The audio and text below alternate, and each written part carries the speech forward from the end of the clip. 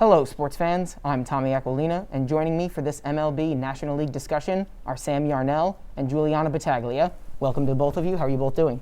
Great, Tommy. Thanks for having me. Super excited to kick things off. Let's do it. So the first thing that I wanted to talk about is actually the past, the NL Wildcard Series. You had the Dodgers beating the Brewers in 2 games, the Marlins defeating the Cubs in 2 games, the Braves defeating the Reds in 2 games, and finally the Dodgers beating the Padres, or rather the Padres beating the Cardinals to get to the Dodgers in 3. So I wanted to ask you guys, which of those series stood out the most to you and why?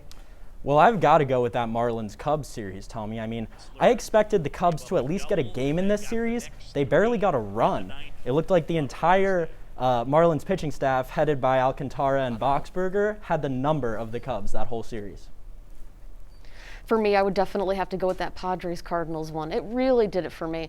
Honestly, it's because of the amazing comeback that they really had when they looked really down and out in Game 2 of that series, and their bats just exploded in the 6th. They pounded 5 homers. They were aided by their pitching staff, who put up a combined shutout. They had both factors going for them there. And then in Game 3, we really saw good pitching from Cardinals' Jake Flaherty, but they didn't really crack the Cardinals' pitching until the 7th when they picked up 2 runs on errors. So it was really an interesting series, and both teams played pretty well, but I think also there's a historical factor here. The Padres are now going on to play the Dodgers for the first time ever in the postseason, and that's something that's super exciting for them regardless. So. Yeah, I agree with both of you.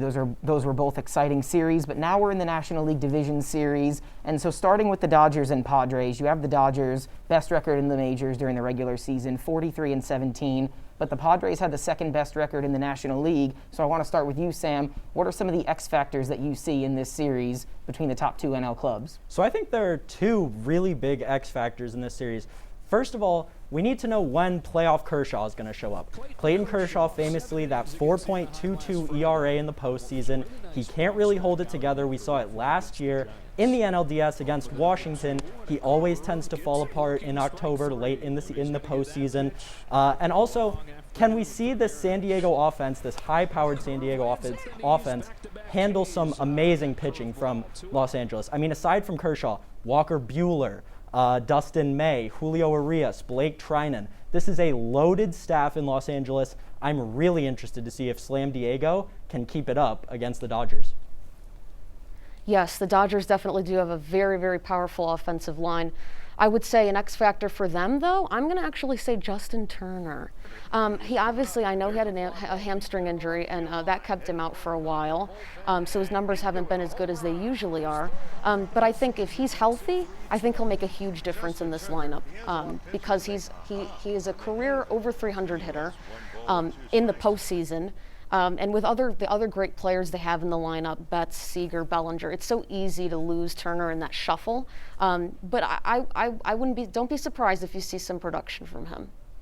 So now shifting over to the other series, the next thing that I want to talk about with the Braves and the Marlins, pitching dominated both of their wild card series. The Braves didn't allow a run to Cincinnati in 22 innings, and the Marlins only allowed 1 run to the Cubs.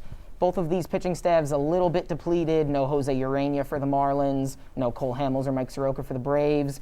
With both of these staffs being depleted but also very good, which team do you give the edge in the Braves-Marlins series? I definitely think it's the Braves, and frankly, I don't think it's particularly close. You look at offense, the Braves are incredibly strong. They've got Marcell Ozuna, Freddie Freeman, so many offensive weapons. They're stronger defensively, too. Ozzie Albies, Dansby Swanson, Austin Riley, great defensive weapons. I just don't see how the Marlins can compete anywhere on the diamond with the Braves. Yeah, unfortunately, I'm also going to follow that and go with the Braves as well. Here's the thing. The weakness for the Marlins here, I think, is going to be their bullpen. I think that's their Achilles heel. It was really on display in Game 1. We did not see really great pitching. They have the 26th best ERA, over 5 in the MLB.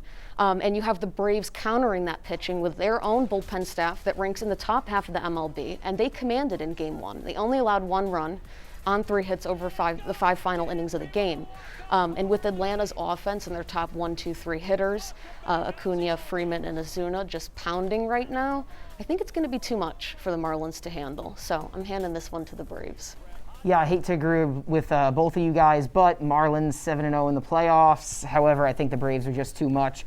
So that's going to wrap things up here. I want to thank both of my panelists, Sam and Juliana. I'm Tommy Aquilina. Don't go anywhere because Sports Beat will be right back.